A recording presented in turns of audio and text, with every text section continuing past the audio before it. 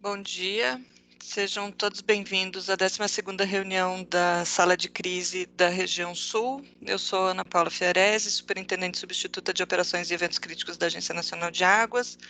Essa reunião vai seguir a mesma dinâmica das demais. Nós começamos com uma apresentação e teste de áudio todos os participantes, depois passamos para a apresentação do CEMADEM, sobre observações e prognóstico climático. Antes de entrarmos na apresentação do ONS, nós vamos fazer uma apresentação que o Dr. Joaquim prometeu na reunião anterior, que é sobre o monitor de secas e como ele está indo na região sul.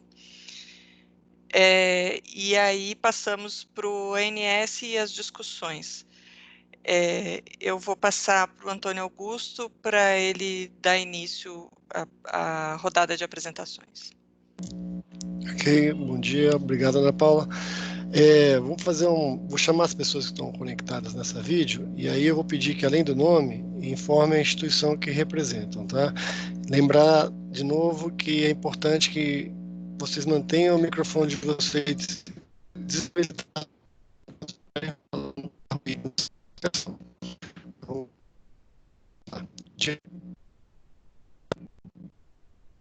Bom dia, Diego Pena da ANA.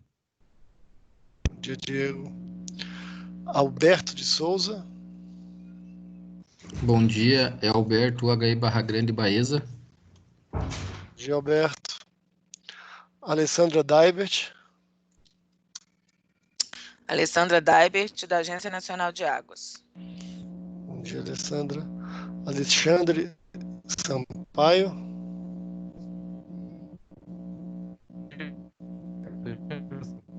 Alexandre Sampaio.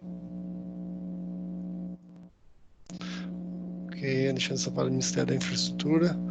Rafael Almeida. Bom dia a todos, Rafael Almeida, pela ENGIE Brasil Energia. Bom dia, Rafael. Anderson Nascimento. Bom dia a todos, Anderson da Copel. Bom dia, Anderson. Arlan Storreganen. Alan. Microfone desabilitado, Alan. Carlos Ágio. Bom dia a todos. Carlos Ágio, Universidade Estadual do Norte do Paraná, CBH Norte Pioneiro, Paraná. Bom dia, Carlos. Cláudio Lima.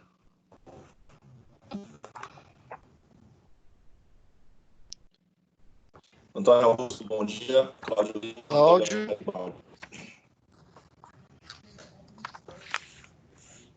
Cláudio, seu microfone não está funcionando muito bem, tá?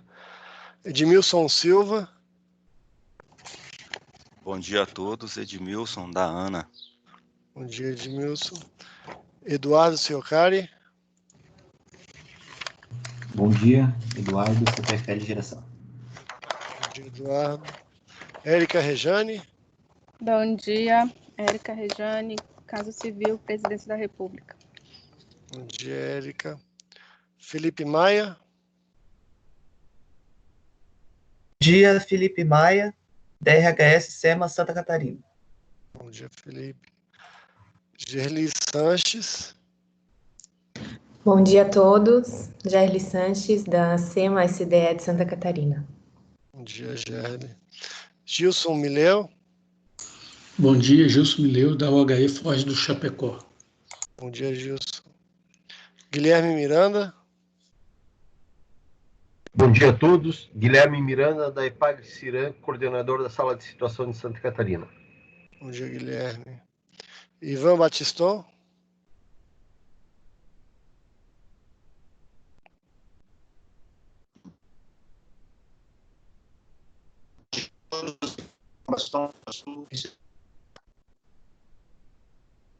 Ok, Ivan Batiston, o microfone não está muito bom, mas é do ICMBio. João Samek. Bom dia a todos. João Samek, Instituto Água e Terra, Paraná. Bom dia, João. Jorge José. Jorge José do Nascimento, representando aqui a Neo Energia. Bom dia, Jorge. José Aguiar. José Aguiar, Agência Nacional de Águas. Bom dia. Bom dia. Leonardo. Bom dia, Leonardo Ferreira, diretor de recursos hídricos da SDE Santa Catarina. Bom dia, Leonardo. Luiz Guilhom. Bom dia a todos. Luiz Guilhom, pelo Operador Nacional do Sistema Elétrico. Bom dia a todos. Bom dia, Guilhom. Marcelo Celucci. Bom dia a todos. Marcelo Celucci, Semadem. Bom dia, Celucci. Márcia Seabra. Bom dia a todos. Márcia Seabra, do IMET. Bom dia, Márcia. Márcio Nóbrega. Bom dia a todos. Márcio Nóbrega, da ANA, Superintendente de Operações e Eventos Críticos. Bom dia, Márcio. Marcos Doroche. Marcos Doroche, Foz do Chapecó, bom dia. Bom dia, Marcos.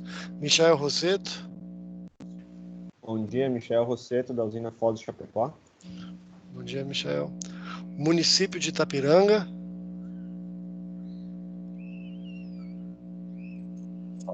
Bom dia, prefeito Jorge, estamos aqui com o nosso engenheiro Maciel e o secretário Jânio. Hoje nós não estamos com a presença do pessoal da JBS, que estão com um protocolo no caso do Covid. Então nós estamos aqui com a nossa equipe da prefeitura do município. Ok, prefeito, bom dia a todos. Patrícia Taquei. Bom dia a todos, Patrícia Taquei, da ANEL. Bom dia, Patrícia. Paulo Diniz. Bom dia a todos, aqui pelo Operador Nacional do Sistema Elétrico, Paulo Diniz. Bom dia, Paulo. Pedro Garrido. Bom dia a todos, Pedro Garrido, pelo Operador Nacional do Sistema Elétrico. Bom dia, Pedro. Priscila Gonçalves. Bom dia, Priscila Monteiro, da ANA. Bom dia, Priscila. Rafael Pinheiro. Bom dia a todos, Rafael Pinheiro, HE Campos Novos, Enercan. Bom dia, Rafael. Rafael Barros. Bom dia, Rafael Barros, pelo ONS. Bom dia, Rafael. Regina Alvalar. Bom dia, Antônio. Bom dia a todos. Regina Alvalar, do Semadem. Bom dia, Regina. José Vicente. Bom dia a todos, Antônio. Vicente da Engie Brasil Energia. Programa. Bom dia, Vicente. Rodrigo Azambuja. Bom dia a todos, Rodrigo Azambuja pela CCE. Bom dia, Rodrigo. Tainá Mota. Bom dia, também pela CCE, Tainá Mota. Bom dia, Tainá. Vinícius Constante.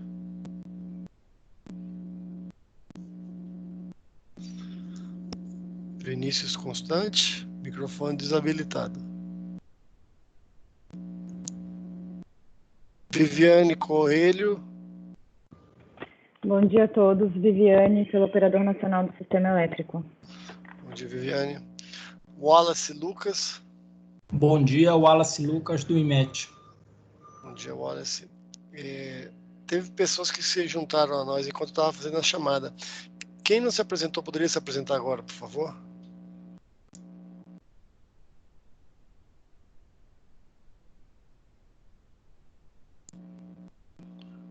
Ana, eu passo a palavra para você. Obrigada, Antônio. No chat aqui tem várias pessoas dizendo que estão com áudio falhando. Realmente a gente teve algumas pessoas que estavam com áudio picotado.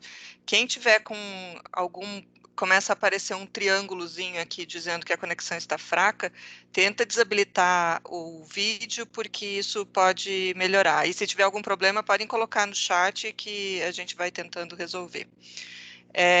Vamos começar, então, com a apresentação do Semadem. Diego, se você puder colocar na tela.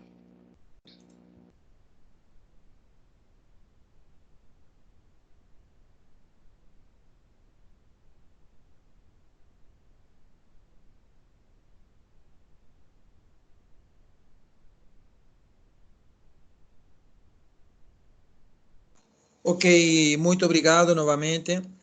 Bom, vamos começar olhando a chuva, na próxima figura, a chuva dos últimos 15 dias. Lembrando que há pouco mais de uma semana atrás nós tivemos um segundo ciclone na região sul, mais sobre o Rio Grande do Sul. Ele não chegou à categoria bomba, mas provocou bastante precipitação, como podemos ver aí na figura da esquerda. Inclusive, vejam que a chuva observada sobre o Rio Grande do Sul na última quinzena foi a maior chuva registrada no país, inclusive mais do que na Amazônia, volumes acima, bem acima da média, no centro-norte do Rio Grande do Sul e extremo sul de Santa Catarina. Porém, dá para ver também que houve outras regiões, como fronteira com o Uruguai, leste de Santa Catarina e boa parte do estado do Paraná, onde choveu muito menos. Então, as chuvas ficaram bem concentradas nos últimos 15 dias. Bom, na próxima figura, nós temos aquele índice padronizado de chuva, né, que permite comparar regiões, porque leva em conta a média e o desvio padrão da chuva de cada região.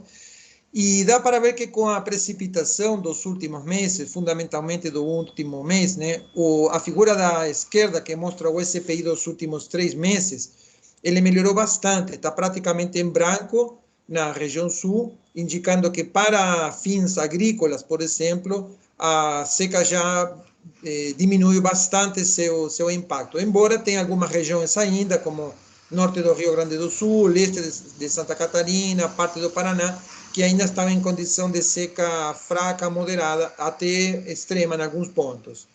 Agora, se a gente considera um período de 6 meses, como na figura da direita, aí dá para ver que a condição de seca persiste. Isso impacta mais na parte hidrológica das grandes bacias, inclusive com intensidade de seca extrema e excepcional em alguns pontos, não restrito apenas à região sul do Brasil, também São Paulo, Mato Grosso do Sul. Bom, e basicamente isso, fundamentalmente na parte leste da região sul e no centro-norte do Paraná. Na próxima figura, nós temos o índice integrado de seca, que junta a parte da precipitação com a saúde da vegetação, e o cenário é muito parecido. Se a gente considera um período de apenas 3 meses, a situação melhorou bastante. Mas, se considerarmos um período de 6 meses, a situação ainda continua complicada. Dá para ver que boa parte da região sul continua com seca basicamente de moderada a severa, e tem uns contornos que indicam regiões que têm uma situação de seca superior a 6 meses. Bom, na próxima, por favor, nós temos agora o detalhe da região sul, né? Primeiro começando com a chuva acumulada na figura da esquerda, volumes muito elevados, acima de 175 milímetros, parcial de julho. Aqui estamos vendo a chuva do mês de julho. Esses volumes, em boa parte, olhando a figura do centro, aquela parte azul indica que já superou a média do mês, ou seja, não chovendo mais durante o mês de julho, mesmo assim a média do mês vai ser superada, mas também dá para ver que houve uma forte irregularidade nas precipitações, né? Porque, vejam, por exemplo, no extremo sul, né, fronteira com o Uruguai, região leste de Santa Catarina, leste e centro-norte do Paraná, o acúmulo de chuva foi muito menor. E em termos de regularidade das chuvas, a figura da direita também mostra que aquela área mais chuvosa, além de ter volumes maiores, teve uma maior frequência de dias com chuva, e aquelas que tiveram pouca precipitação, obviamente, elas tiveram poucos dias ou até nenhum dia com precipitação. Isso é até o dia 13 de julho. Bom, na próxima, nós temos a situação da condição da vegetação, basicamente uma comparação do que foi a condição no início de junho, a figura da esquerda, e a condição agora, que depende da passagem do satélite, no dia 7 de julho, muito melhor, né? Apenas com poucos municípios em condição de seca fraca, alguns moderada, mas como mostra a figura da direita, basicamente as precipitações dos últimos dias, do último mês, eles melhoraram muito a condição da saúde da vegetação, mais impacto na parte agrícola. E na próxima nós temos o índice integrado de seca, portanto, ele contempla a saúde da vegetação da figura anterior e a condição da chuva. Também temos aqui uma comparação do final do mês de junho para o dia 7 de julho, e vemos que em pouco tempo, na verdade, houve uma melhora também muito substancial, embora ainda temos 4 municípios em situação de seca severa e 143 municípios em condição de seca moderada, maioria deles no centro-oeste de Santa Catarina, norte do Rio Grande do Sul e algumas regiões do Paraná, mas essas regiões incluem tanto a região metropolitana de Florianópolis quanto de Curitiba. Bom, na próxima figura nós temos também um detalhe da região sul, em que percentual as áreas agroprodutivas foram afetadas, isso contabilizado até o dia 7 de julho no mapa da direita. A comparação com o que foi no dia 23 de junho também é mais do que evidente, embora essa figura também leva em conta no impacto da área agroprodutiva o calendário agrícola. Bom, dá para ver na figurinha de baixo, na tabela de baixo, aliás, que praticamente já não há municípios impactados no Paraná e muito pouco no Rio Grande do Sul, mas ainda há um bom número de municípios impactados, inclusive com mais de 80% da sua área produtiva afetada, em Santa Catarina. Muitos deles, inclusive, são pequenas propriedades, minifúndios, etc.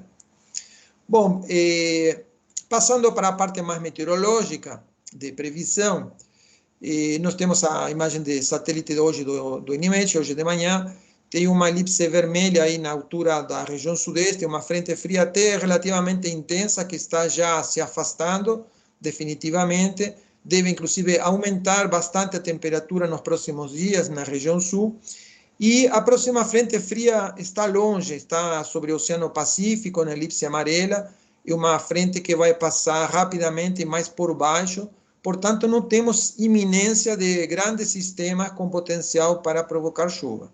Então, em função disso, a previsão para a próxima semana é de pouca precipitação, na figura seguinte, aí talvez entre norte do Rio Grande do Sul, parte de Santa Catarina, mas vejam na figura da direita que, de uma forma geral, fora pequenas áreas, a previsão é de chuva abaixo da média do período, abaixo da média de uma semana. Bom, olhando algumas bacias em particular, bacias importantes, grandes bacias de fato, e começando na próxima figura por Paranapanema, vemos que essa bacia não tem previsão de chuva. A figura em branco da esquerda e o valor previsto na parte da direita mostra praticamente sem precipitação. Obviamente, esse valor está abaixo da média esperada para o período. Na próxima figura, nós temos outras duas bacias.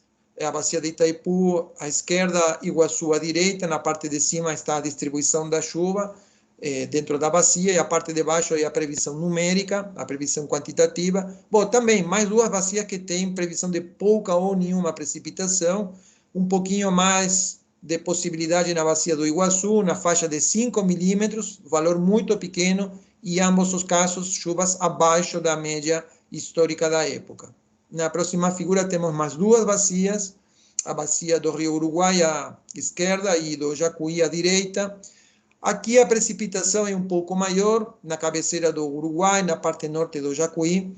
Aqui a precipitação pode estar mais ou menos na faixa dos 15 milímetros para uma semana, mas mesmo assim, esses valores estão abaixo da média esperada para a época. Bom, nós temos na próxima figura a tendência da chuva para a segunda semana. A expectativa para a segunda semana é de uma chuva um pouco mais generalizada no Rio Grande do Sul e em parte de Santa Catarina, mas os volumes estão assim muito perto da média, não é previsão de chuva acima da média. E como dá para ver, né, parte norte de Santa Catarina e fundamentalmente o Paraná, com precipitação muito escassa, previsão de pouca chuva nessa época. Então, nós temos uma primeira semana bastante seca, uma segunda semana um pouco melhor, mas juntando as duas primeiras semanas na próxima figura, dá para ver que, de uma forma geral, a próxima quinzena será de chuvas abaixo da média, especialmente no Paraná e em parte de Santa Catarina, mas de uma forma geral, as chuvas estarão abaixo da média. Então, depois de um período chuvoso, né, nós estamos entrando numa quinzena mais seca. Na próxima figura, temos uma previsão para a terceira e quarta semana, contadas daqui para frente, uma previsão que vai até o dia 12 de agosto, portanto.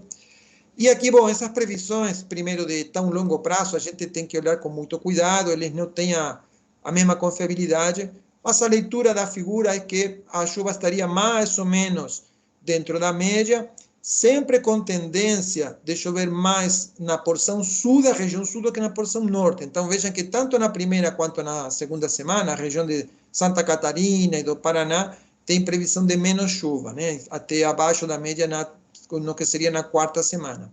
E a próxima figura, que é independente desta, é outra previsão para a terceira e quarta semana. O período é ligeiramente diferente, mas vai até o dia 7 de agosto.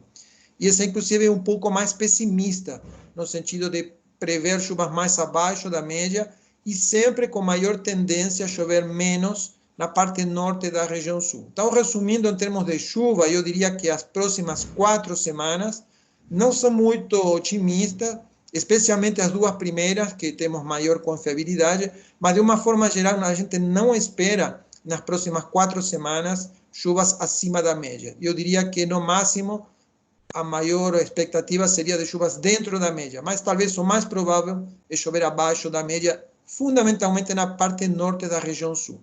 Bom, na próxima figura eu vou tentar resumir muito rapidamente, atualizar sobre a condição do El Niño, La Niña. Bom, essa figura mostra a temperatura dos oceanos, o que está em azul é temperatura da superfície do mar abaixo da média, vermelho acima da média.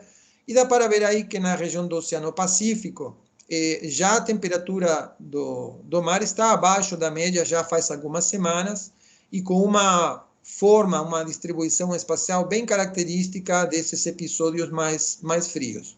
Porém, podemos ver na próxima figura que essa temperatura aí nessa região já esteve mais fria. Existe uma região no Pacífico chamada El Niño 3.4, está nos números de cima, colocado em vermelho. Para ser considerado situação de La Niña, a temperatura tem que estar mais fria do que meio grau, né, abaixo da média. Essa temperatura já chegou a estar a menos 0,8. Hoje aqueceu um pouco, hoje, nas últimas semanas, de fato, está apenas em menos 0,1. Ou seja, hoje ela não teria a intensidade necessária para definir um episódio do La Niña.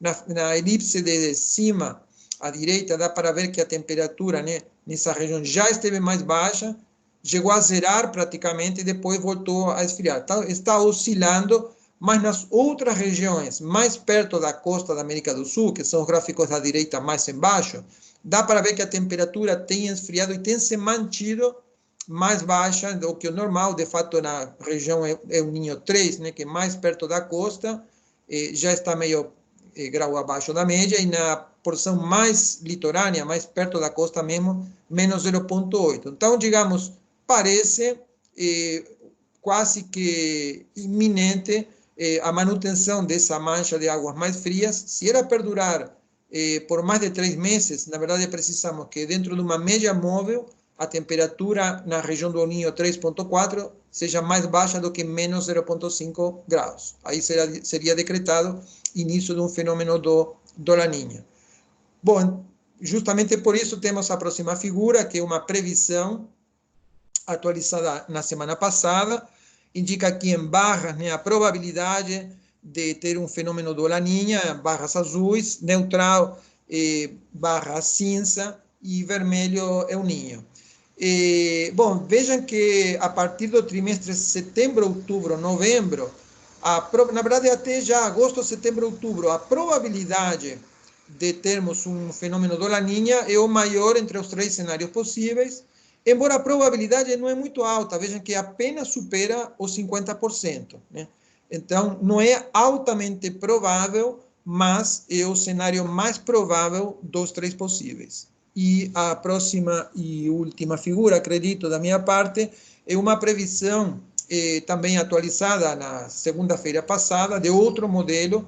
Aí dá para ver na figura da esquerda, na linha preta grossa, a temperatura observada. Vejam que no início do ano estava, inclusive, acima da média, e agora foi para baixo, e as linhas de cores indicam previsões, diferentes previsões. Tem uma linha preta tracejada que seria a média dessas previsões. Então, a média dessas previsões é coerente com a figura anterior, no fato de estar prevendo temperaturas mais frias do que menos meio grau, por um período relativamente curto e atingindo, no máximo, pelo menos na média, menos 1 grau.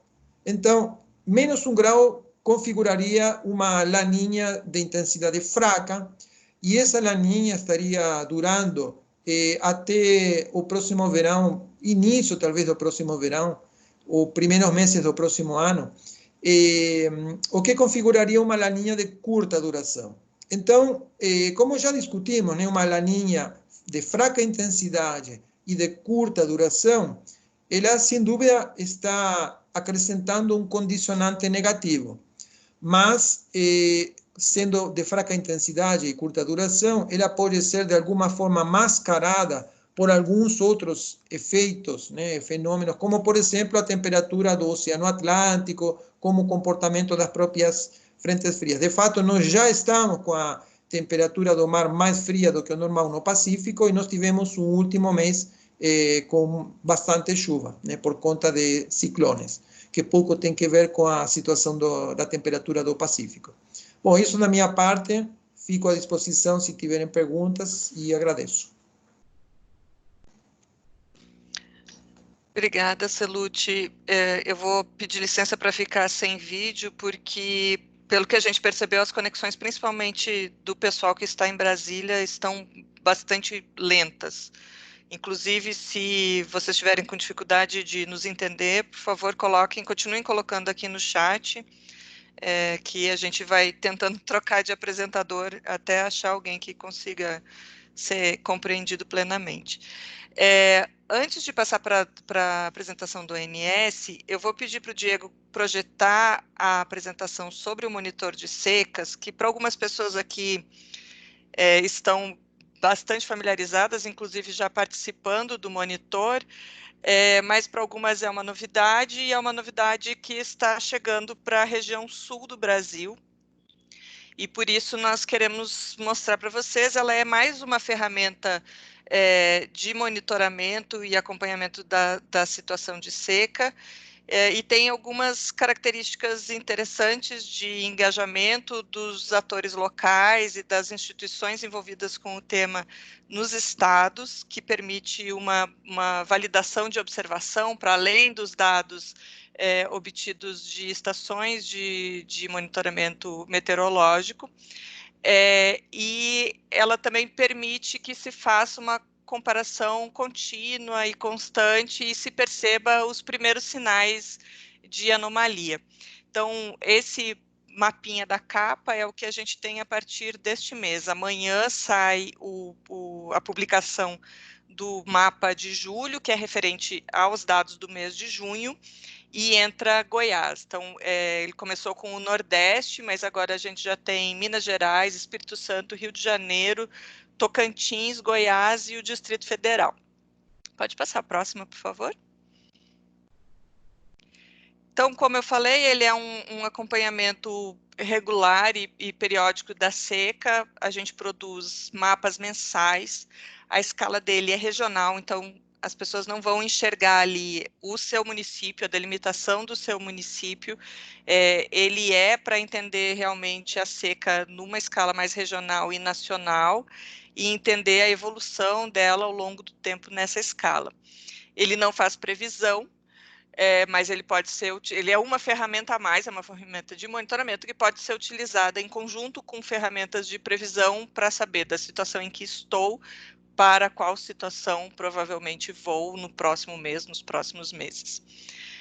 E ele é baseado na convergência de evidências, então todas as evidências disponíveis, dados meteorológicos, hidrológicos, agrícolas e observação de impactos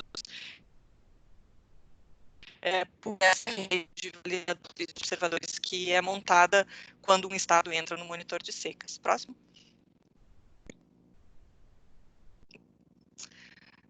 Então, o que ele faz... a gente está em PDF, então vocês não vão conseguir ver a animação, mas, enfim, esse é o primeiro mês, que é de julho de 2014, e aí isso tudo está disponível no site, os mapas, inclusive a animação pode ser vista no site.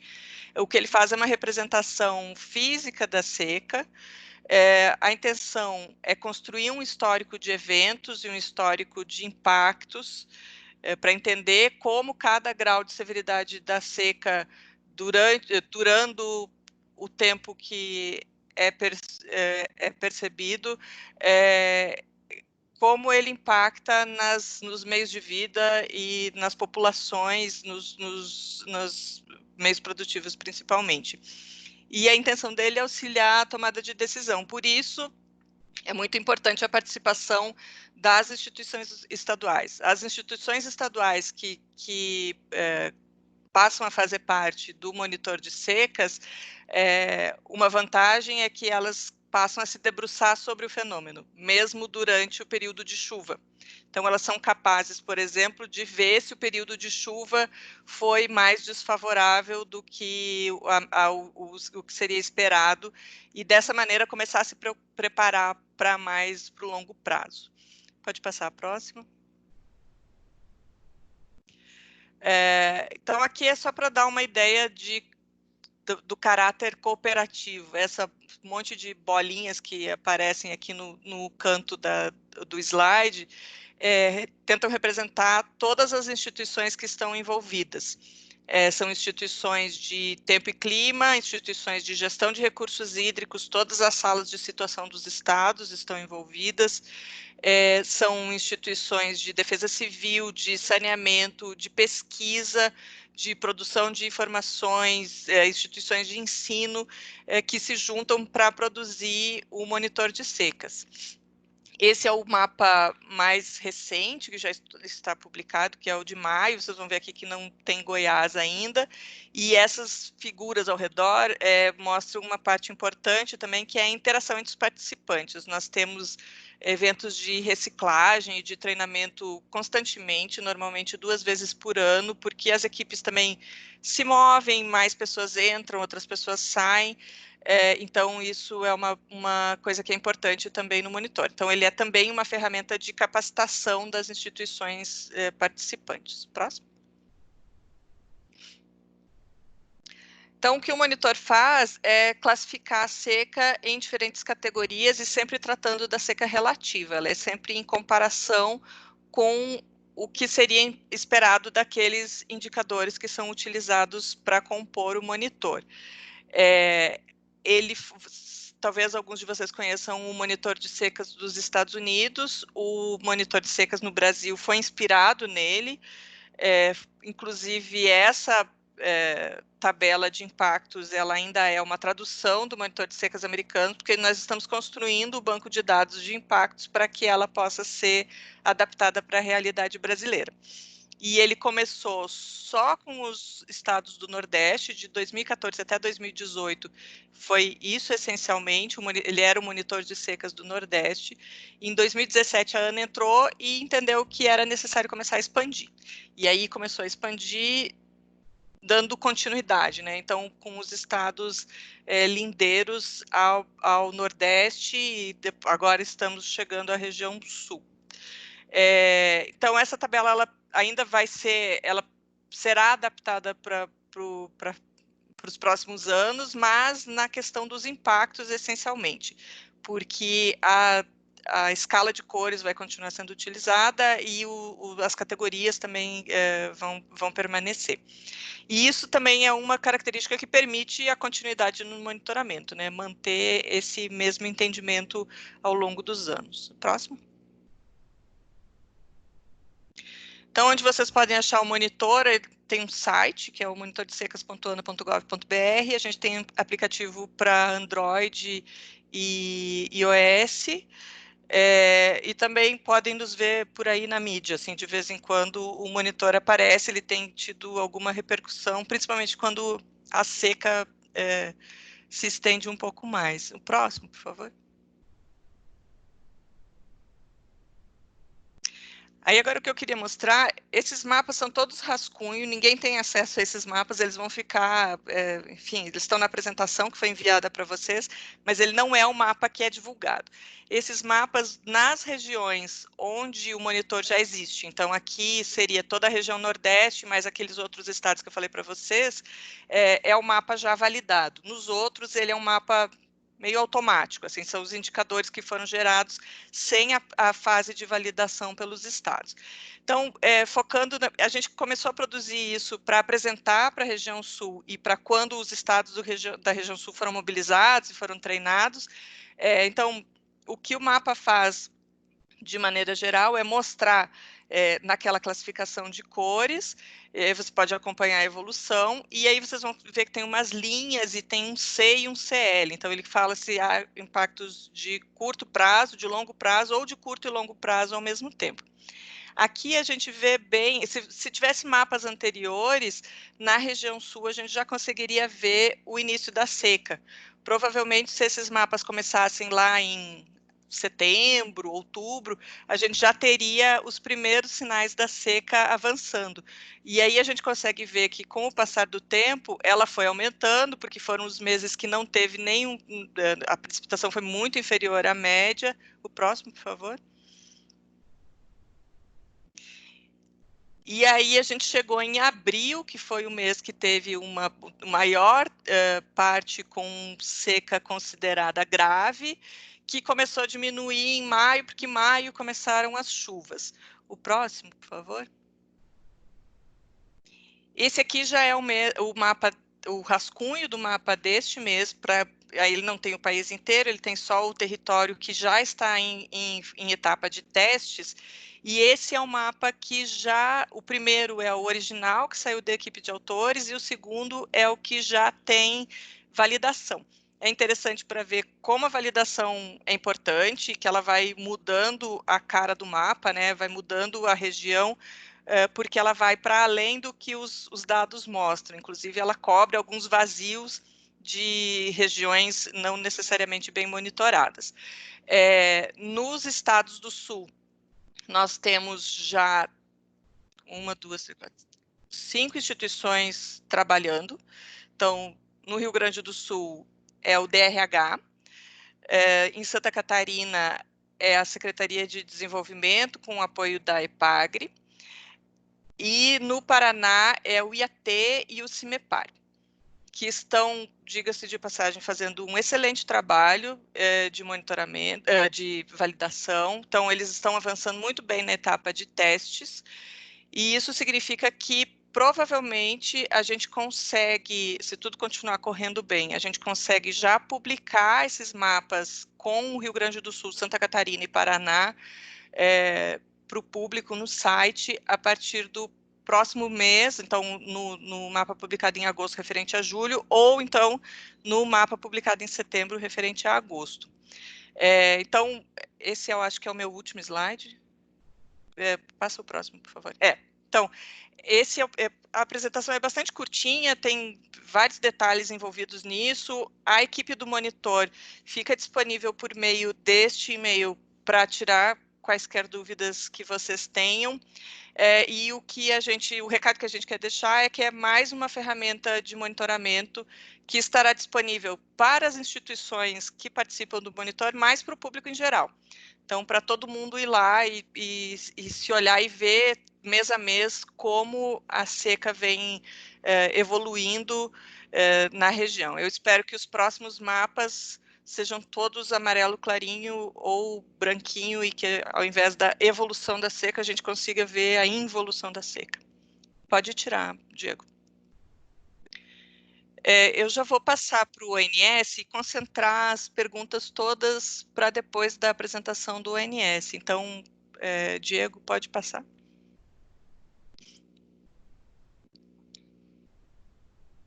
Boa tarde a todos. Vocês me escutam bem? Sim, bem claro. Pode falar. Ok, prosseguindo então. Eu sou o Pedro Garrido, vou dar início à apresentação do ONS sobre os armazenamentos dos reservatórios do Subsistema Sul. Próximo slide, por favor. Nesse primeiro slide, a gente costuma apresentar, né, quais são as usinas que compõem o subsistema sul do SIM, né, que são despachadas de forma centralizada pelo ONS. Como apresentado na figura, né, são as usinas que encontram-se rachuradas em cor amarela. Na bacia do Paraná, a gente tem a usina de Mauá. Na bacia do Rio Iguaçu, nós temos todas as usinas, né? Santa Clara e Fundão no Rio Jordão, e passando pelo Rio Iguaçu, Foz do Areia, Segredo, Salto Santiago, Salto Osório, Salto Caxias e Baixo Iguaçu. Na bacia do Rio Uruguai, por sua vez, também todos os empreendimentos, Garibaldi, Campos Novos no Rio Canoas, Barra Grande no Pelotas, seguindo pelo Rio Uruguai, Machadinho e Itá. No Rio, Passo Fundo, a usina de Passo Fundo, Monjolinho. Continuando no Rio Uruguai, Foz e Chapecó. Logo adjacente de Foz e Chapecó, a gente tem a entrada do Rio Chapecó, onde temos a usina de Quebra-Queixo, e na sequência, mais embaixo, né, um afluente do Rio Uruguai, nós temos o Rio Ijuí, com as usinas de São José e Passo São João.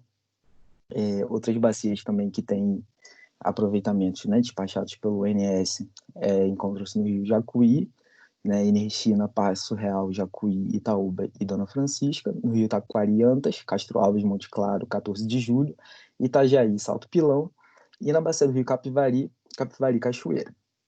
Essas são as usinas que compõem o subsistema sul do Sistema Interligado Nacional. Próximo slide, por favor.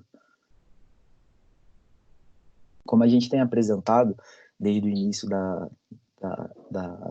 desde o início das discussões, né, quando a gente começou a acompanhar a evolução da seca na região sul de uma forma geral, a gente tem apresentado esse gráfico que é a evolução do armazenamento, né, em termos de energia armazenada, das principais bacias do subsistema sul, né, com grande destaque para o Iguaçu e Uruguai, que somados, né, tem cerca de 81% da energia armazenada do subsistema sul, né? Então temos a bacia do Rio Iguaçu, Uruguai, Jacuí, Capivari, e a do subsistema sul representadas nesse gráfico. Essa é a evolução desde o início de janeiro, né, deste ano até o início do dia 15 de julho, né, até o início do dia de ontem. O que a gente pode observar, né, nessa evolução dos armazenamentos, tanto na bacia quanto no sistema sul como um todo, é que a gente veio, devido à situação hidrológica, né, com o armazenamento diminuindo, né, à medida que a gente vai evoluindo com o tempo, do início de janeiro, até chegando na situação mais crítica que foi experimentada no dia 14 de maio. Em meados de maio, a gente chegou a atingir no subsistema sul um armazenamento de cerca de 14% do seu armazenamento máximo, como está indicado aí na figura. Desde então, o que aconteceu, né? A gente começou com o armazenamento do subsistema no dia 1º de janeiro em torno de 30%, né, o qual foi caindo até atingir esses 14%, e isso com práticas, né, de flexibilizações de defluências, atitudes que foram discutidas aqui no âmbito da sala de crise, principalmente de março para cá. E o que aconteceu foi que a partir do final de maio, né, mas em especial, né, aquele evento de chuva do dia 22 de maio, na região sul, nas bacias do Iguaçu e do Uruguai, a gente viu que os armazenamentos começaram a melhorar, as condições de armazenamento melhoraram, né? Do período de 22 de maio até 14 de julho, final do dia 14, né? Como a gente pode observar nesse período que está destacado em azul, a gente viu um crescimento muito grande do armazenamento, tanto das principais bacias, né, como no Iguaçu, que cresceu neste período, né, de 22 de maio até 14 de julho, cerca de 36%, e o Rio Uruguai 63%, e o subsistema sul, como é muito reflexo dessas principais bacias, né, que é Iguaçu e Uruguai, teve conseguiu crescer, né, só neste período cerca de 45,5%. Deixando a gente numa situação muito melhor do que a gente experimentou até no início do ano, né? Se a gente for comparar, a gente estava com armazenamento de 29,8 para o subsistema e hoje está com 59,8, a gente tem um acréscimo de 30% do que foi verificado no dia 1º de janeiro. Então, hoje a gente se encontra já com cerca de 60%, né, de armazenamento no subsistema como um todo, deixando a gente numa situação muito mais confortável e em função das condições hidrológicas favoráveis que a gente observou, né, em maio, junho e também início de julho e até os 10 primeiros dias de julho também. Próximo slide, por favor. A título de demonstração, né, dos principais aproveitamentos que a gente tem, que a gente consegue ter um armazenamento mais significativo, o gráfico de Pitts ele apresenta isso. Ele é a participação dos principais reservatórios no armazenamento, né, no armazenamento de uma forma geral de energia armazenada do subsistema sul como um todo. Em azul a gente tem destacado Foz do Areia e Salto Santiago, na bacia do Rio Iguaçu, né, que totalizam cerca de 47%, e destacado em laranja a gente tem os principais reservatórios na bacia do Rio Uruguai, que é Barra Grande, Machadinho e Passo Fundo, que são os que conseguem armazenar mais. Próximo slide, por favor. Como a gente já vem discutido desde as primeiras reuniões, né, o Sul passou por uma situação de escassez hídrica muito severa, né? Esse gráfico ele apresenta esse acompanhamento, né, a evolução das energias naturais afluentes nas principais bacias do Rio Iguaçu e do Rio Uruguai. A gente vê, né, que isso em termos de percentual de média de longo termo. E em tracejado a gente tem o 100%, ou seja, estaria dentro da média, né? Valores acima da média, valores abaixo do 100% da linha tracejada, abaixo da média. A gente vê que desde julho do ano passado a gente está numa situação muito desfavorável, né, com valores de vazões de energias naturais afluentes, né, que é um reflexo das vazões naturais que tem a ver com a precipitação, né, muito baixos, baixos até de 50%, como a gente pode observar no Iguaçu, com exceção de dezembro de 19, né, todos os valores estavam abaixo de 50% da média e longo termo, e o Rio Uruguai, e na bacia do Rio Uruguai a gente também vê que os valores foram bem baixos, com exceção de novembro de 2019, que foi um pouco acima da média de longo termo, chegando em torno de 135, alguma coisa em torno desse valor, mas que a situação se agravou ao longo de 2020, né? A gente vê que desde janeiro até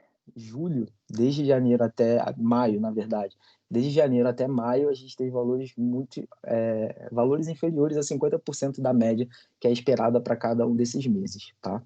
E como os eventos, né, as frentes frias, os outros eventos climatológicos que geraram uma condição hidrológica mais favorável, principalmente a partir do final de maio, a gente vê como a situação melhorou, né? Para junho, a gente já teve um acréscimo considerável, e para julho, principalmente na bacia do Rio Uruguai, como foi dito pela apresentação do CELUT, né? Que o Rio Grande do Sul foi muito beneficiado por chuvas, né? Ao longo desse período, né? Compreendido entre final de maio até meados de julho, né? Então a gente tem uma evolução muito grande em termos de energia natural afluente para a bacia do Rio Uruguai. Próximo slide, por favor.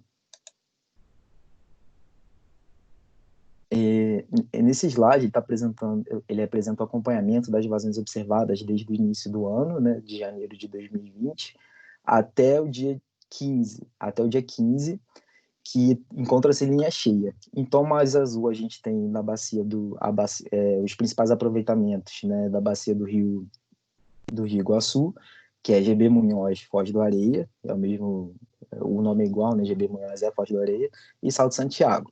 E os demais encontram-se na bacia do Rio Uruguai. Então é a evolução das vazões naturais e linha cheia do que foi observado, e a partir do dia 15, que foi um material elaborado ontem, a gente tem previsão, que aí já está tracejado no gráfico. Então até o dia 15 de julho a gente vê os dados observados, a evolução das vazões naturais a cada empreendimento, e na sequência, do dia 15 em diante, a gente vê a previsão. Que previsão é essa, né? A previsão que foi considerada na simulação que a gente vai apresentar daqui a pouco. É uma previsão de chuva de modelos de modelos meteorológicos, né, de chuva, o ETA, o GFS, o SMWF para os primeiros 10 dias, e na sequência a gente usou uma chuva que foi verificada num ano crítico, que no caso, para o período em questão, né, considerando essa janela de 15 de julho até final de agosto, 31 de agosto, seria o ano de 2007.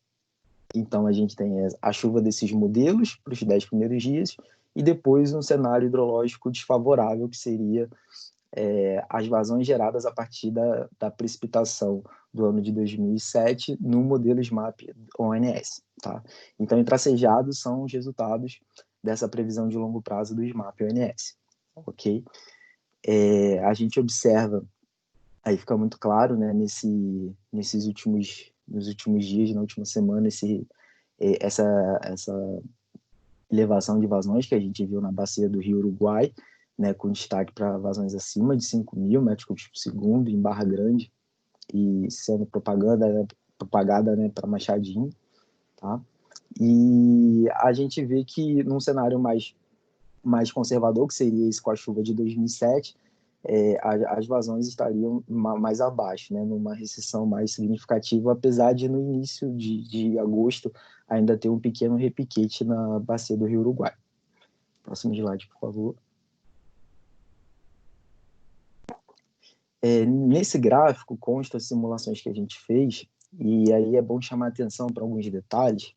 Em primeiro lugar, eu chamo atenção para o acompanhamento da evolução do armazenamento, né, desses principais reservatórios. Quando a gente está falando dos principais reservatórios, a gente lembra daquele gráfico de pizza que foi apresentado no início, que a gente tem para o Rio Iguaçu, GB Munhoz, que é Foz do Areia e Salto Santiago, e para o Rio Uruguai, Barra Grande, Passo Fundo, Machadinho, são os principais reservatórios.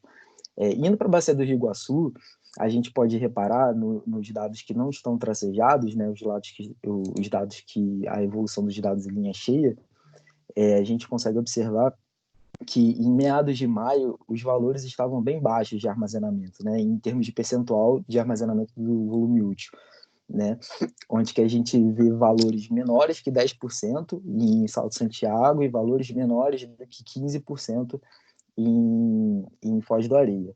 E desse meados de maio até agora, a gente viu que cresceu bastante, né, que os armazenamentos melhoraram de uma forma considerável, chegando até o dia de ontem, né, Salto Santiago em 40% e Foz do Areia em 53%. É a partir desses valores que, a partir de políticas de defluências e da chuva e das vazões, né, que foram apresentadas no slide anterior, que a gente tem essa previsão que está apresentada nessa figura.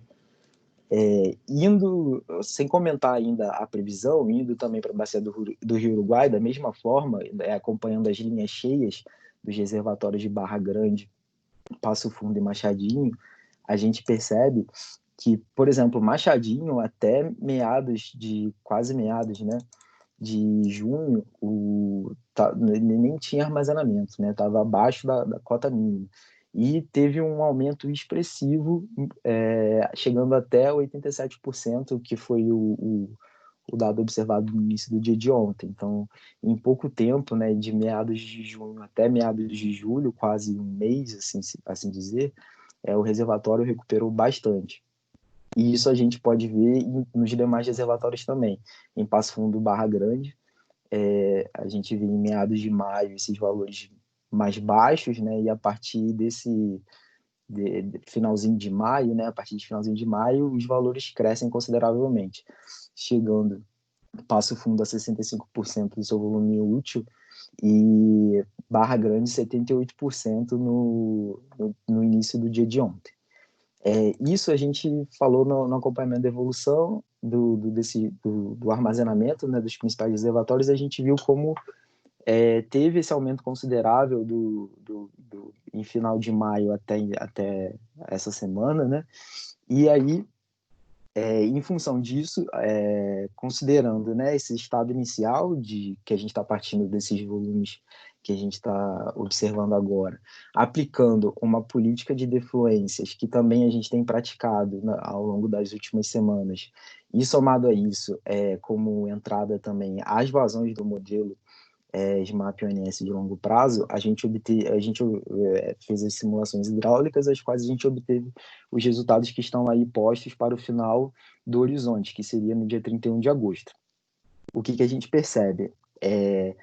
Para a bacia do Rio Iguaçu, a gente tem Salto Santiago aumentando o armazenamento, chegando em 56% do seu volume útil, isso com uma ressalva de que Salto Santiago está com uma restrição de aumento de 10 centímetros por dia, né, do seu reservatório para enchimento, e em função disso a gente consegue gerar em Foz do Areia e em Segredo, por isso que apresenta, né, que tem uma queda um pouco mais acentuada, mas é uma água que a gente consegue guardar ainda em Salto Santiago, tá? Porque Foz do Areia ele é localizado a montante de Salto Santiago, e como Salto Santiago também tem um reservatório bom, que a gente consegue gerar em Foz do Areia e em Segredo, ainda é uma água que pode ser armazenada em Salto Santiago.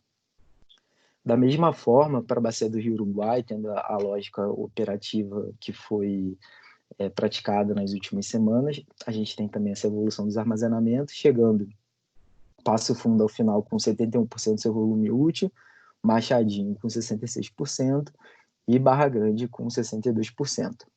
Lembrando que todos esses cenários, né, utilizam aquela previsão de vazão que está a partir do 10º dia, com as vazões obtidas a partir de uma chuva que foi considerada no cenário como sendo a chuva crítica num período compreendido entre os anos de 2006 e 2019.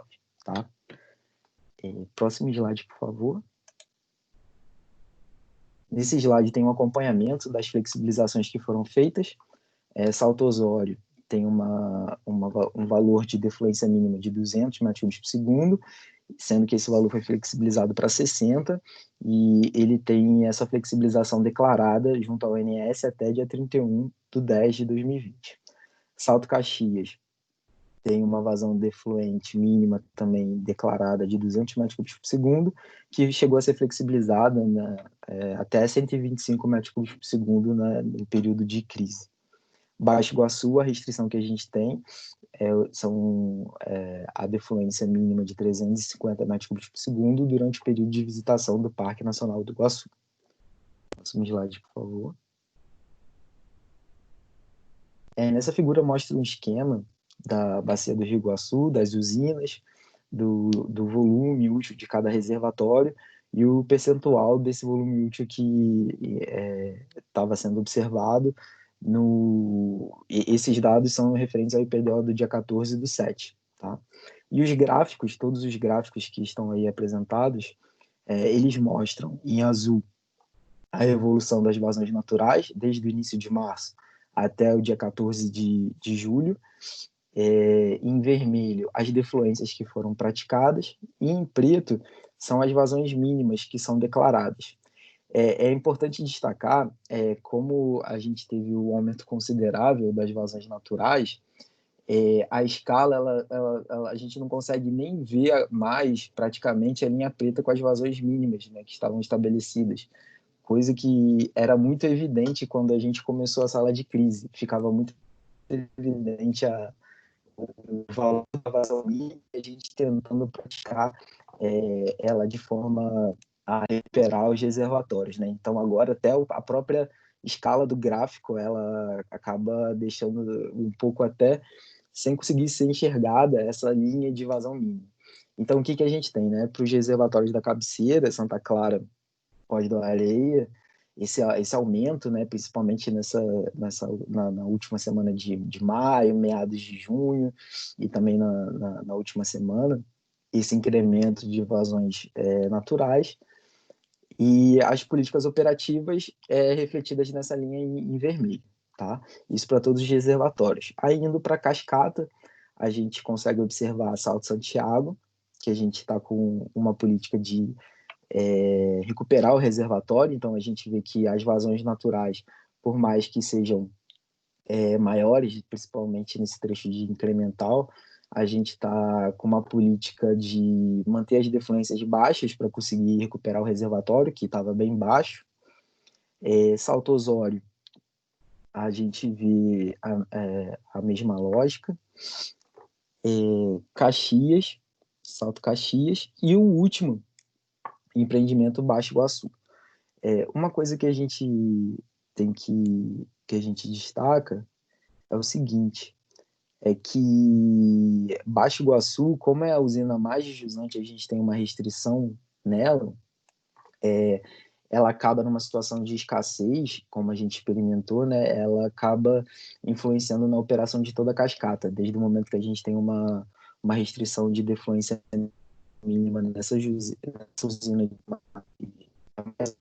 complexo, né, numa situação de escassez que a gente tem que trabalhar com a água do reservatório para atender essa condição, essa restrição que tem nessa usina de jusante, numa situação de escassez que nem a gente passou, a gente viu que a gente tinha que pensar bastante na hora da política, né, de modo a conseguir manter as defluências que a gente estabeleceu para Baixo Iguaçu. Tá? Próximo slide, por favor.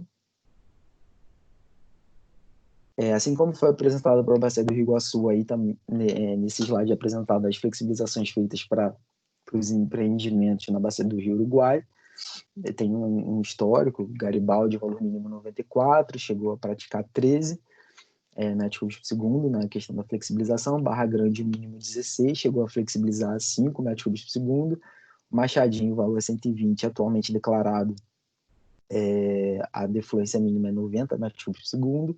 Itá, 150, chegou, né, no período de flexibilização a defluir 70, já retornou já aos 150. Foz de Chapecó, 200, e encontra-se reduzida ainda para 150.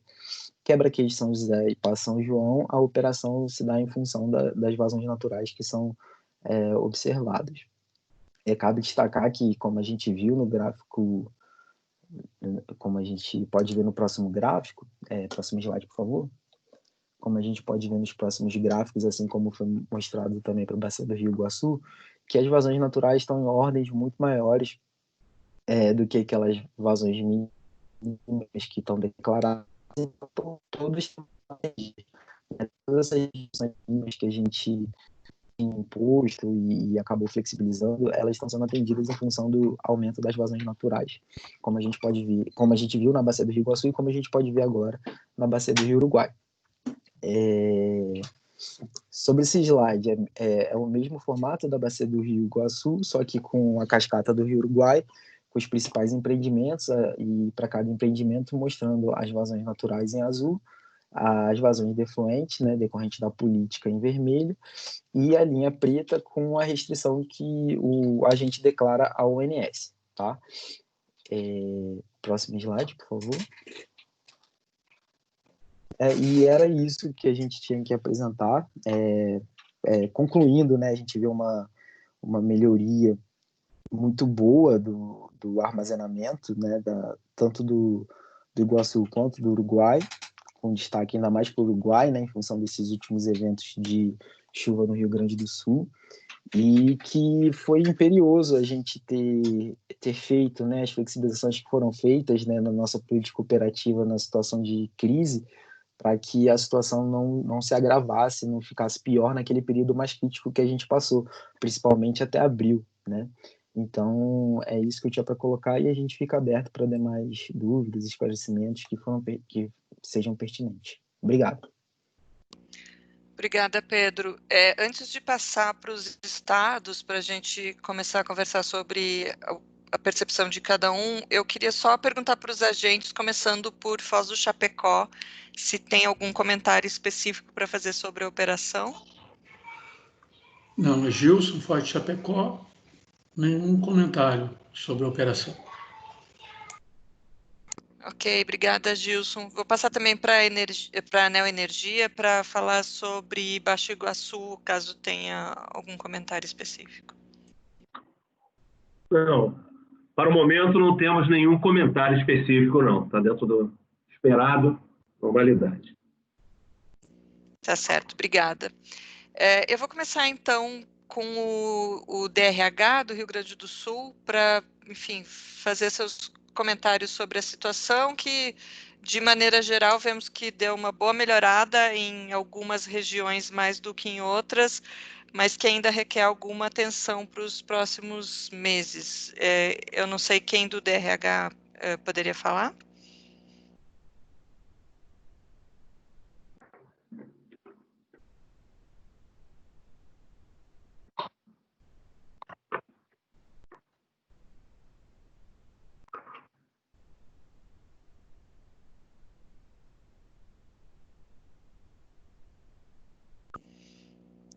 como não identificamos ninguém agora nesse momento, Gerli, você poderia falar pelo DRHS?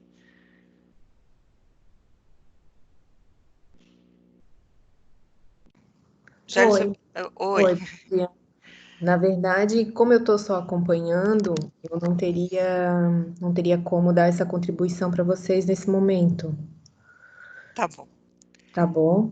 Eu vou ver se o Vinícius ele consegue auxiliar, só um momentinho. Tá, tranquilo, não se preocupe.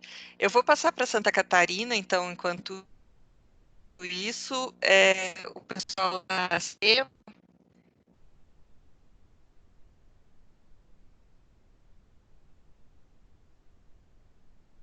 Leonardo. Bom dia a todos. Conseguem me ouvir? Sim, seu microfone estava mudo. Eu vou fazer, então, um breve relato aqui de como a gente tem percebido essa nova condição, né, atual de chuvas que o Estado passou. Então, eu acredito que o pessoal do CIRAM, o Guilherme, se estiver presente, depois eu acho que ele deve fazer alguns comentários sobre o estado das vazões dos rios, né? Mas, assim, de forma geral, o Estado ele está bem mais confortável, né, com relação aos rios, às vazões dos rios. Nós temos recebido algum feedback dos municípios que estavam em estado de emergência, que já não estão mais, né, em emergência, mas que estão assim em estado de alerta ou já reduziram suas preocupações. Mas a gente teve uma queda significativa, principalmente nos municípios que estavam em estado de emergência. Então, praticamente, a gente estava um mês atrás com 200 e, se eu não me engano, eram 220 municípios em estado de atenção, e hoje acho que estamos com 120 por aí em estado de atenção. Então, já reduziu bastante, mas segue o alerta, né? A gente ainda está fazendo... ainda estamos fazendo campanha para conscientização da população, então sempre preocupado com a manutenção do abastecimento público no estado. Então é só um breve relato mesmo. Um obrigado. Obrigada, Leonardo. Eu já vou passar para o Guilherme, então, para falar da IPAGRE. Bom dia a todos. Bem, em relação à questão hidrológica de Santa Catarina, como foi relatado, na bacia do Uruguai houve, claro, chuvas mais consideráveis que recuperou, sem dúvida nenhuma, a condição hidrológica praticamente dentro da normalidade, como foi apresentado pelo ANS e também pelo CEMADEM. Porém, na região leste do estado, principalmente no Vale do Itajaí, nós estamos com ainda, principalmente na cabeceira do Vale do Itajaí, na região do Alto Vale do Itajaí, né, a região do rio Itajaí do Sul, temos ainda situações com déficit hídrico mais significativo, né? Ainda não afetou a parte da irrigação, principalmente a lavoura de cebola, que é a nossa preocupação, porque somos o primeiro produtor de cebola do Brasil, né? Então pode afetar essa situação agrícola no estado. E como a previsão é de ter poucas chuvas nas próximas 2 semanas, né? Como o pesquisador Silucci apresentou, isso poderá afetar o setor agrícola e o abastecimento público dessas regiões, já que ainda mantemos uma situação de falta de água em alguns municípios, né, com uma escassez como o Leonardo levantou. Porém, isso está sendo bem administrado pela Secretaria, pela SEMA, aqui de Santa Catarina, através da Diretoria de Recursos Hídricos, e que a gente imagina que isso possa minimizar os conflitos futuros, né, nessa conscientização que o Leonardo levanta, né? Então, acho que era esse relato, mas esperamos que não cause mais situações estresse hídrico, principalmente na parte agrícola do estado. Era isso. Muito obrigado. Obrigada, Guilherme. Eu já vou passar para o João Samek, do IAT. Bom dia a todos. No que se refere aqui no estado do Paraná, a gente verificou essa recuperação que a gente está verificando aí nos reservatórios, que foi bem representativa, e na realidade, a tal ponto que chamou até a atenção que Foz do Areia, pelo fato de ser um grande reservatório de cabeceira, ele tem, segundo a projeção, uma possibilidade de ter um pequeno depressionamento, de acordo com a estimativa, mas, nesse sentido, ele acaba favorecendo a recuperação lá de Salto Santiago. Então, nesse aspecto aí, as chuvas favoreceram bastante.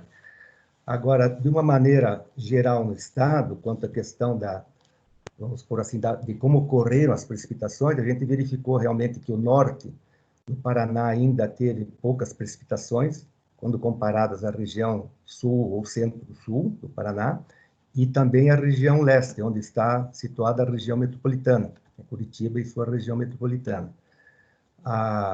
No aspecto quanto à questão da agrícola, nós estamos agora nessa fase agora da safra do novo plantio já, da safra, essas chuvas vieram a beneficiar nesse sentido, mas, entretanto, ainda existe a preocupação e a atenção quanto à questão do abastecimento.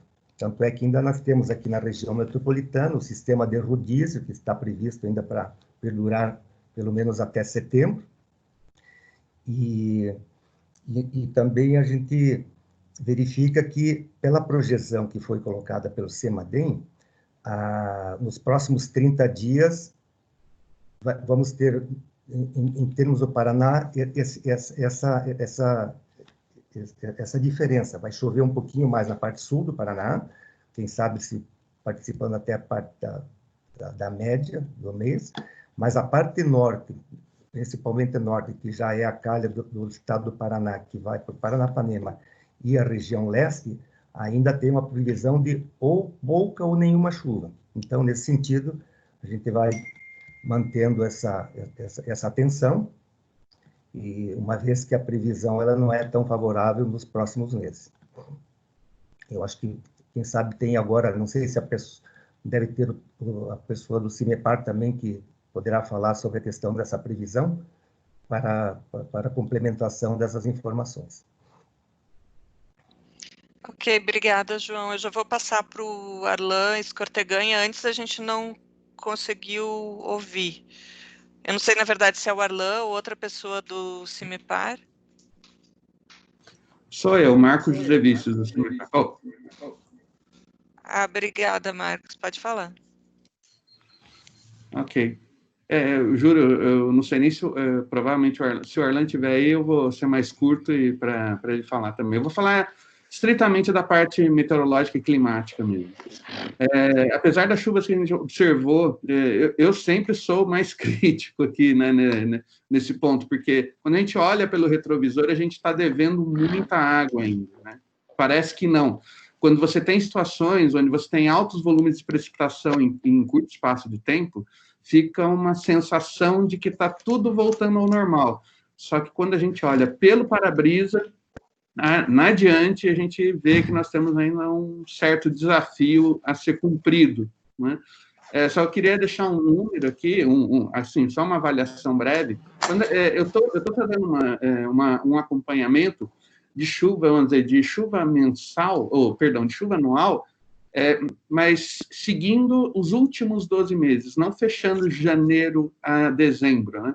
E quando você faz essa janela móvel, vamos dizer, dos últimos 12 meses, né, e agora nós estamos coincidindo justamente com o principal período onde as chuvas foram abaixo da média no período, então a gente verifica que em boa parte do estado do Paraná, quando você olha em relação a uma média de longo prazo, as chuvas ocorridas nos últimos 12 meses estão na faixa ainda de entre 50% e 75% do que deveria ter chovido se fosse um período normal ou numa média esperada.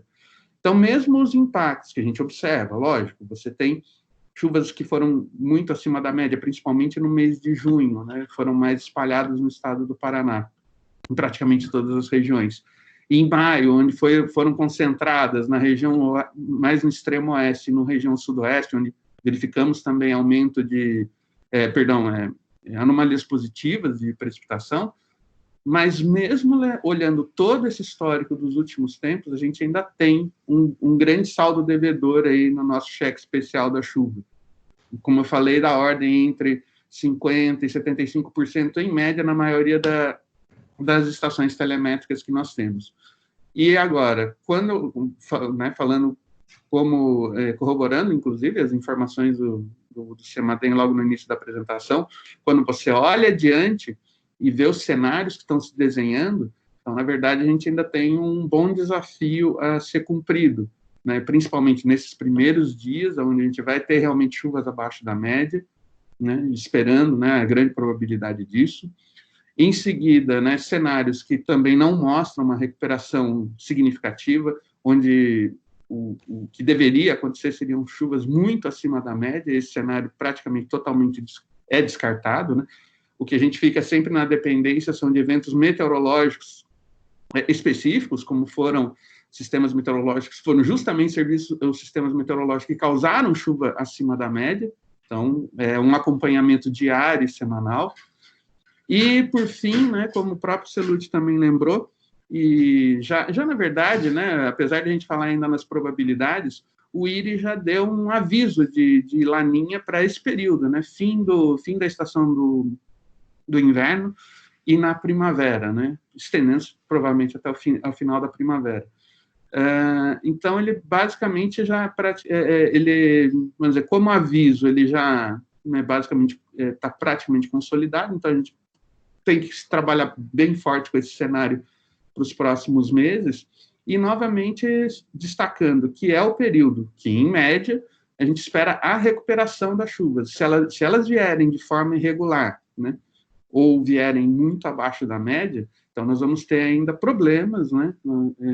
Eu não consigo ver outro cenário que ainda você ter bastante restrição em relação à condição de chuva para o estado do Paraná, especificamente, né? Falando mais no caso do estado, pelo menos até o início da primavera. Aí.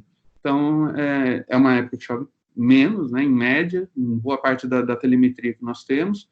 Estamos verificando isso, julho está se confirmando isso, né? E nós vamos ter que, ainda não... Acho que a gente vai ter bastante reuniões ainda, né? Se depender da nossa área aqui, né, do nosso estado, e também nas projeções que são feitas, eu não estou ainda nada confortável aí em relação aos próximos meses, né?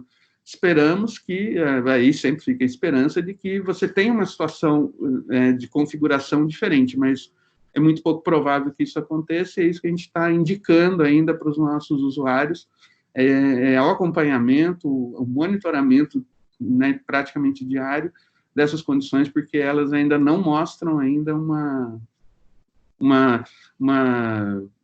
clareza, e que isso vai ser, vamos dizer, minimizado aí nos próximos meses.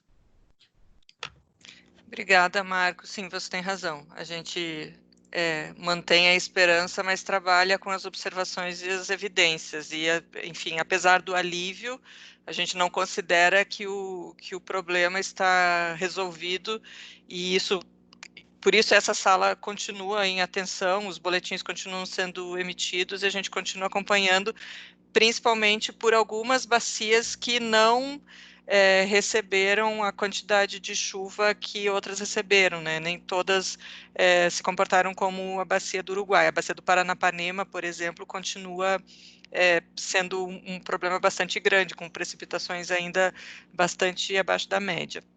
Antes de a gente começar a encaminhar para os assuntos gerais e encerramento, eu queria pedir ainda à Prefeitura de Itapiranga se tem algum comentário sobre a situação lá, sobre a operação, se está tudo ok. Deve estar tudo ok nesse período. Bom dia, engenheiro Maciel, está aqui comigo o prefeito Jorge. O nosso comentário, na verdade, é só no sentido de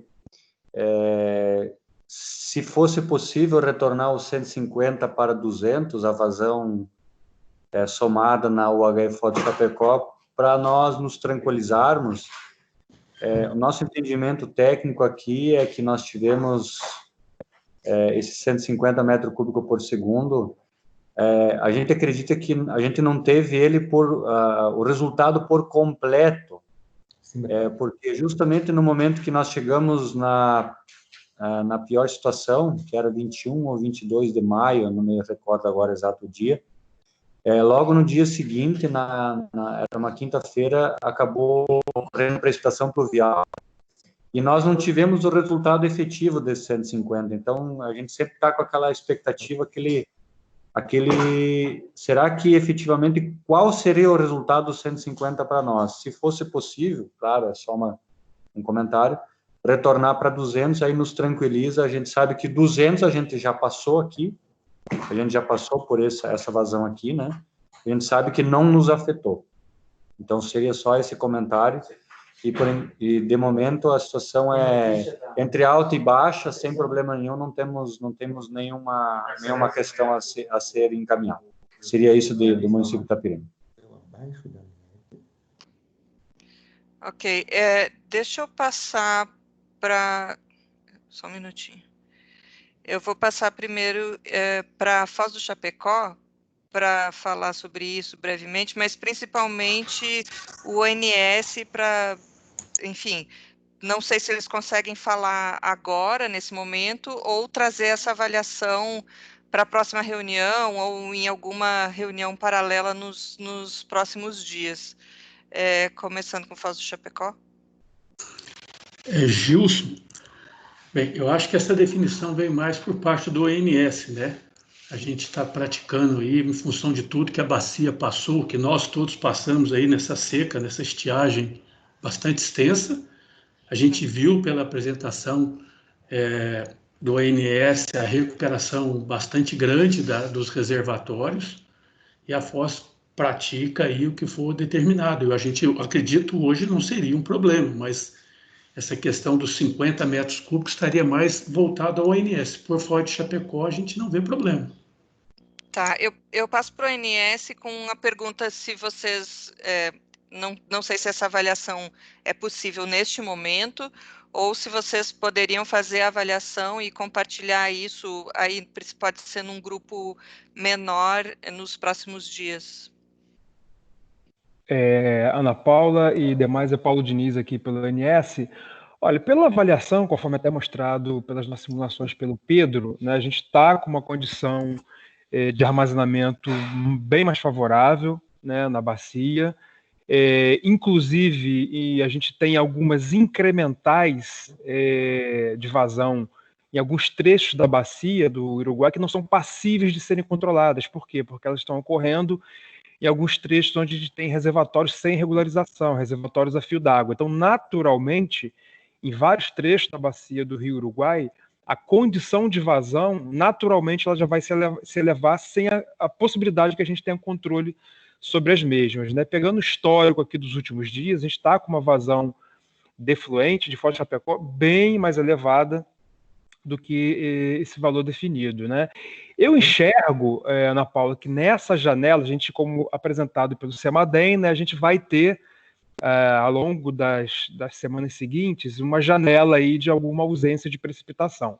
Mas em função do armazenamento que a gente tem na bacia nesse momento, na bacia do Rio Uruguai, eu entendo tranquilamente que ao longo dessa próxima ausência de chuva significativa que a gente vai ter, a gente não teria nenhum problema de retornar dos 200 metros cúbicos por segundo, tá? E aí é claro que fica passível da gente fazer uma reavaliação em função da próxima reunião para manutenção ou não dos 200, mas eu enxergo que nessas próximas semanas, aí, em função dessa ausência significativa de chuva e do armazenamento que a gente tem atualmente na bacia, que a gente não teria nenhum problema em manter os 200 metros cúbicos por segundo.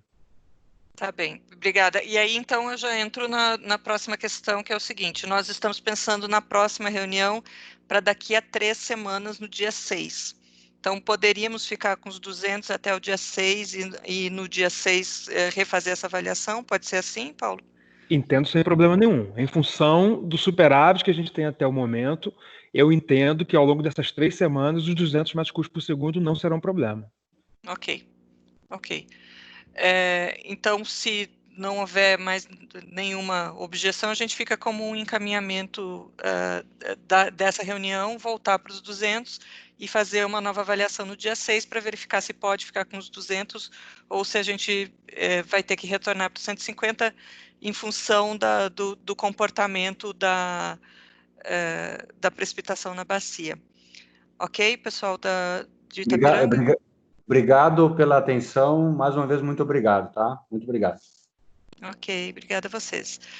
Antes de passar para a marcação da próxima reunião, eu não sei se o pessoal do Parque de Iguaçu está conseguindo falar agora, que antes a gente estava com o microfone bastante picado. Como está agora? Melhorou bastante, Ivan. Eu acho que Por era favor. uma questão de contato. Tá. Para os seus comentários, então, sobre como vai a operação e a visitação no parque que tinha sido interrompida, né? Então, é mais um informe, né? A gente tinha uma expectativa, o parque continua paralisado no parque no Brasil. A Argentina voltou a ter suas atividades mais com a população local, depois do Iguaçu, estação aos finais de semana, e há uma expectativa de retornarmos à atividade a partir de início de agosto. Não tem data marcada ainda, mas é provável que a gente reinicie, e se caso isso acontecer, a gente comunicaria a Ana, principalmente, e ao grupo todo, com uns 10 dias de antecedência. Seria isso. Obrigado. Ok, obrigada. Então, eu vou fazer a proposta aqui da nossa próxima reunião, considerando o cenário que, enfim, deu um alívio, mas a previsão é de pouca chuva para as próximas semanas, e que ainda requer atenção de maneira geral. A próxima reunião para o dia 6 de agosto, que também é uma quinta-feira, nesse mesmo horário, às 10 horas da manhã. Abro agora se alguém tiver algum comentário ou alguma outra sugestão de data. Desculpa, Ana Paula, qual vai ser a data? 6 de agosto. Ok. Tá? Às 10 horas.